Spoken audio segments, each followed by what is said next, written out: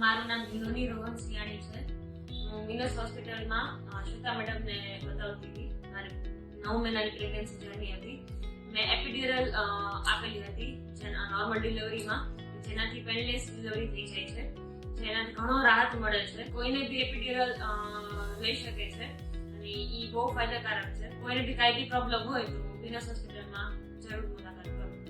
અને વિનસ હોસ્પિટલમાં શ્વેતા મેડમ છે, એમની પાસે બધા ઇન્સ્ટ્રુમેન્ટ્સ ને જે બધી ટેકનોલોજી છે એ બધી બહુ સરસ છે, નવી છે.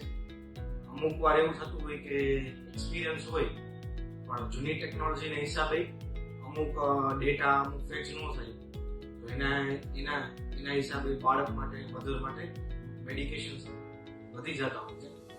પણ એની સામે અમારો એવો પર્સનલ એક્સપિરિયન્સ છે કે વિનસ હોસ્પિટલમાં જે ટેકનોલોજી છે, ઇન્સ્ટ્રુમેન્ટ્સ છે, એ બહુ સારા છે, નવા છે, લેટેસ્ટ છે. તો જેના હિસાબે જે સચોટ ઇન્ફોર્મેશન જે જોઈ છે એ ડૉક્ટરને મળી જાય છે. અને મેડમનો નેચર એ સરસ છે, બહુ